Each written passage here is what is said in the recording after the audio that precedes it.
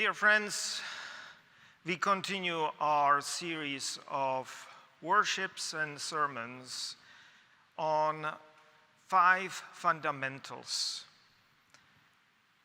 And yes, why do we talk about fundamentalism? We are not fundamentalist church. But friends, I shared that last Sunday, why I consider that to be important. Because fundamentalism, Christian fundamentalism, is casting a long and dark shadow over our society. And just researching this theme, I came across a number of pictures. I try to have some pictures on the bulletin covers and so on as in illustrations. And you would not believe what I found when I was researching it. I actually brought it with me so that you would believe me. So here is one from the stock pictures from the company. And here you have American flag and big golden cross and bullets. We did not buy this.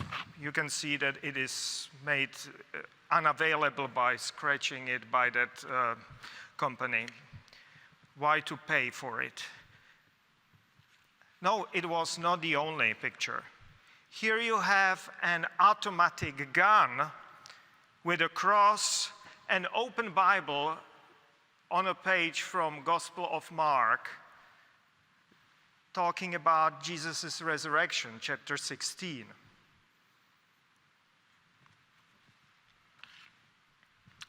We continue. Here is a closed Bible, gun, bullets, and flag.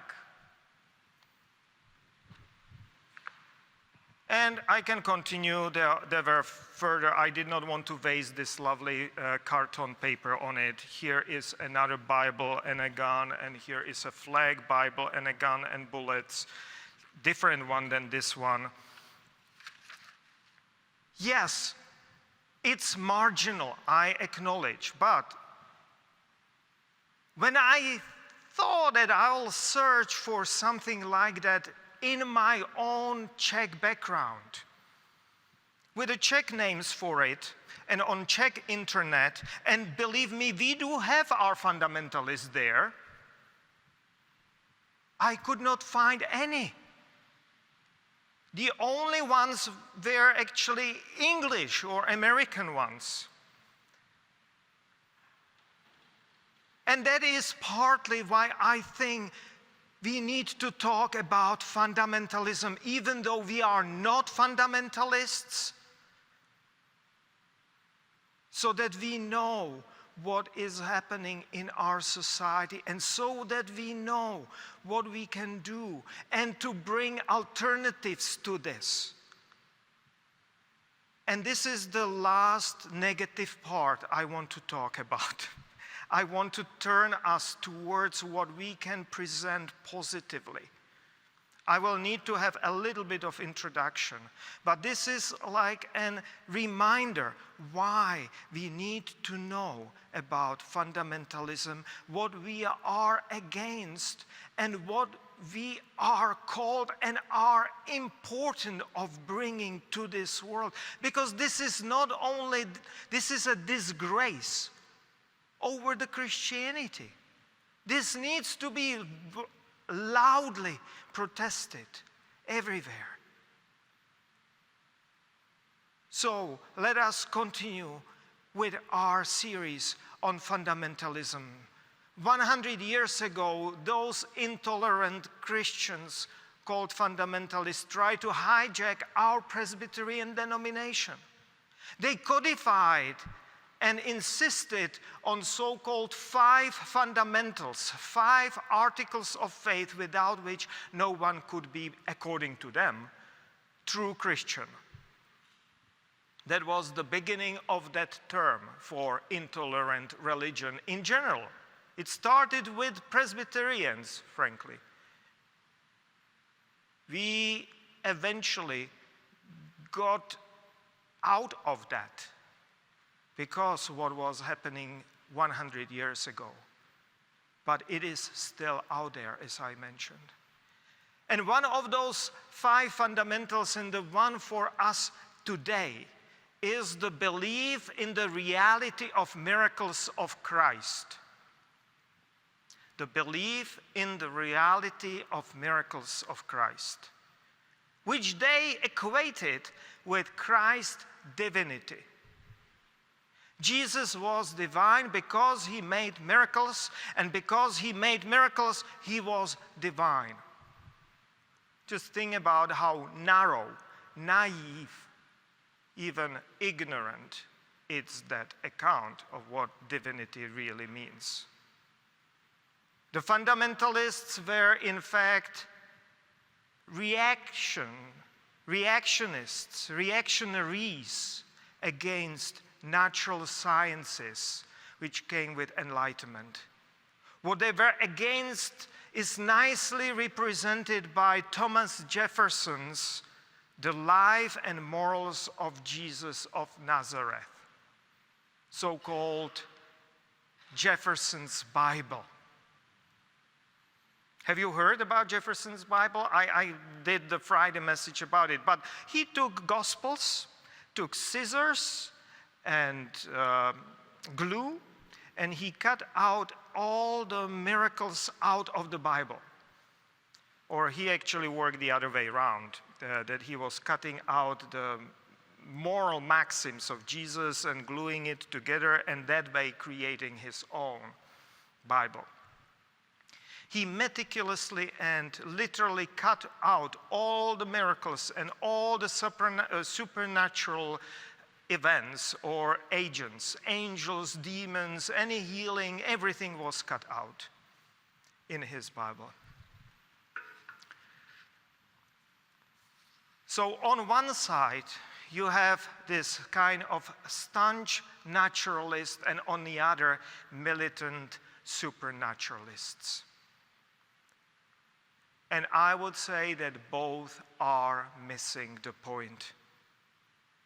In the Friday message, I used that similitude, that analogy from children's books. This cutting of Bible.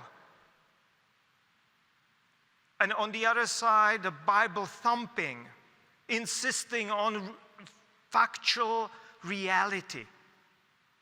It's like when we took Winnie the Pooh, and one group cutting out all the speaking animals from Winnie the Pooh, insisting that bears, rabbits, and piglets don't speak, especially not if they are stuffed soft toys.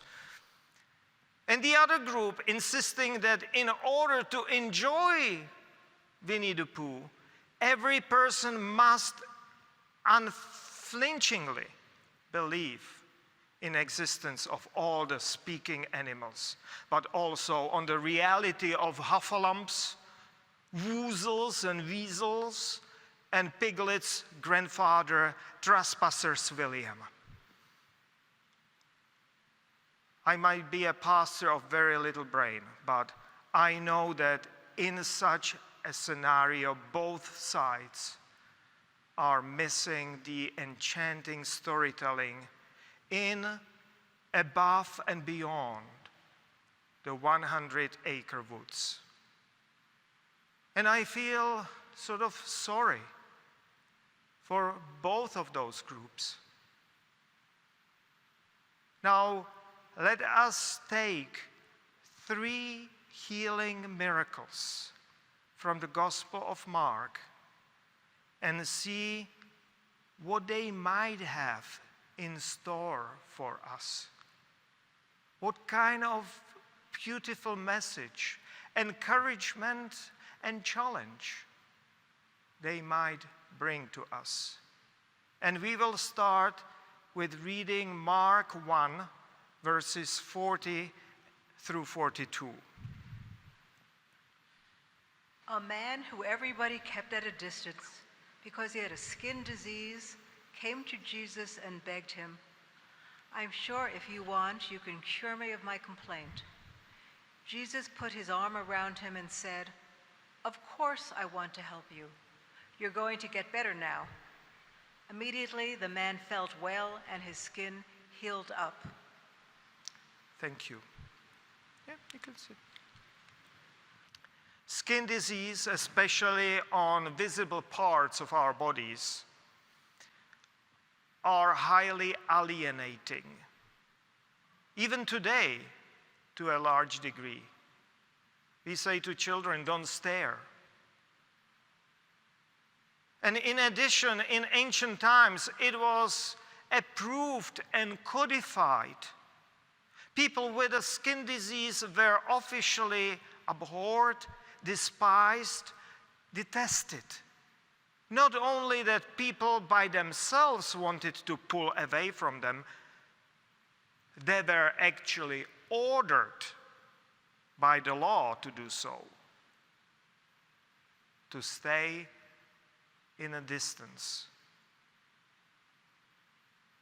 There was this superstition, taboo, which was further sanctioned by the law. The first and true and biggest miracle of this story is Jesus overcoming the forces of alienation, these forces of alienation, reaching out, embracing the person who must have been deprived of any human contact for a very long time. Jesus was willing not to overcome those powerful taboos only, but also to break the law, showing human warmth and affection to a person who was almost certainly friendless. And that was worth of breaking any taboos and laws for Jesus. Norms and laws which alienate, dehumanize, they deserve to be broken. And that is the miracle we are invited to perform. And frankly, we are capable to do as well.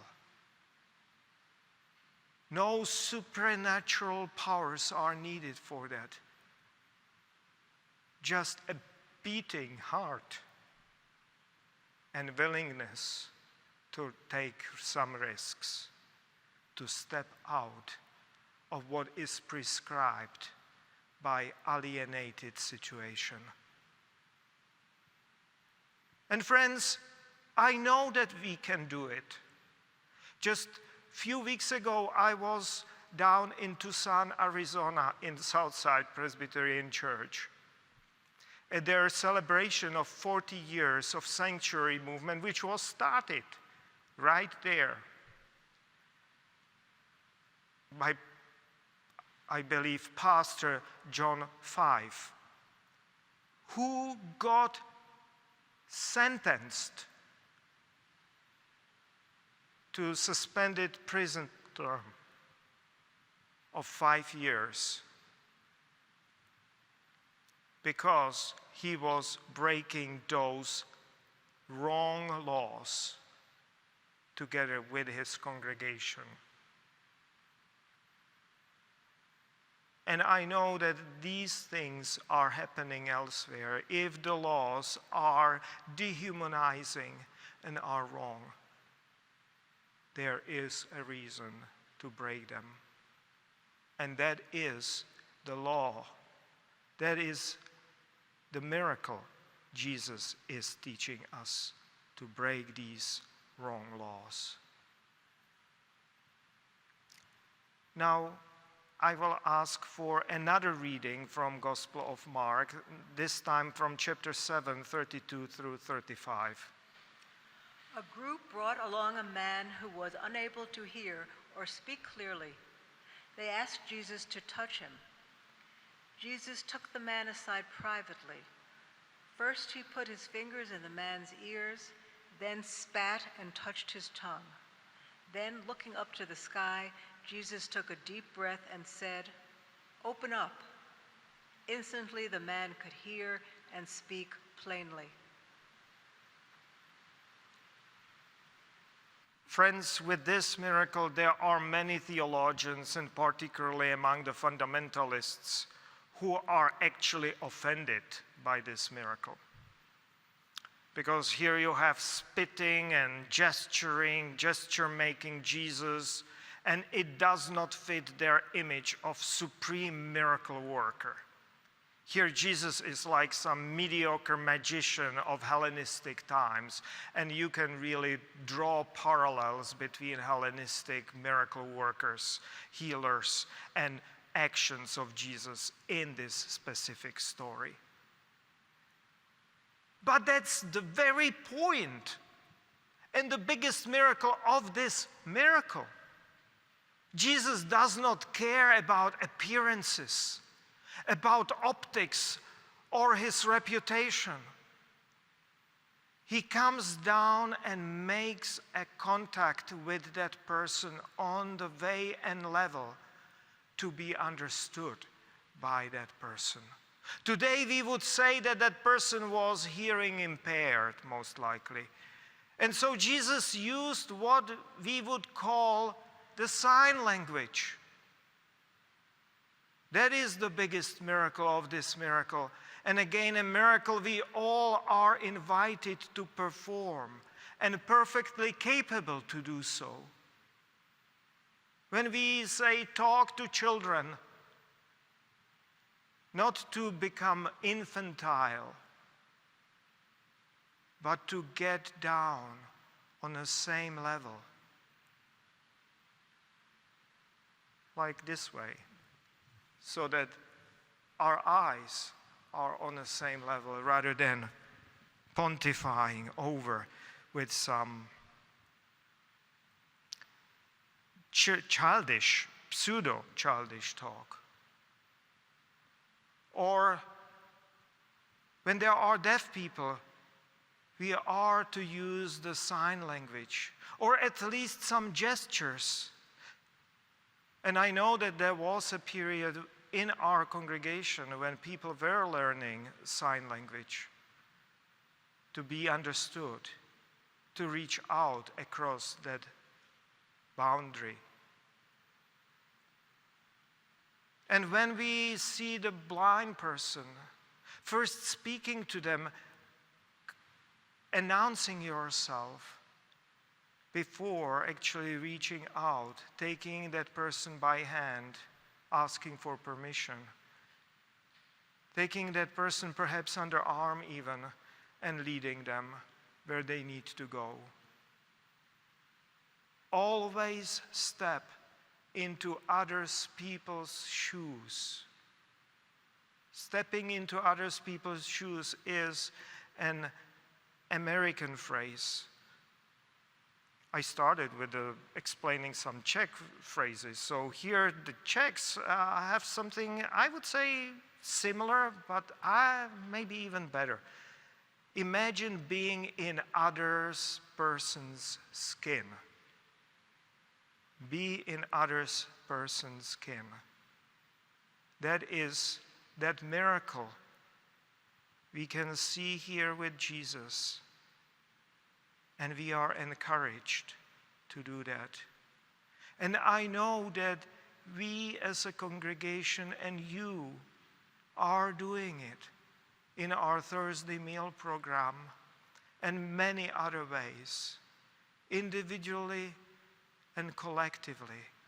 It is being a presence of Jesus' miracles in this world. And now we will again listen to that third miracle from Gospel of Mark, chapter 7, 24 through 30. Jesus then moved on to the region of Tyre and found lodgings there. He tried to escape notice, but as usual, he was recognized. A woman with a little girl who was unwell came to Jesus and fell at his feet. This woman was not Jewish, but Syrian. She pleaded with Jesus to heal her daughter. Jesus said, "What about the proverb which says the children should be fed first? You don't take food from your children to give it to your pet dogs." She said, "Sir, even the pet dogs eat the children's scraps when they fall under the table." Jesus said, "What a good answer. You can go. Your daughter is better." When she got home, she found her daughter had recovered and was lying peacefully on the bed. Thank you. Friends, this is probably my most beloved miracle of the New Testament. In it, Jesus is interacting with a pagan woman. And he is clearly a captive to Jewish prejudices against pagans. Xenophobia, you can call it, or some similar way.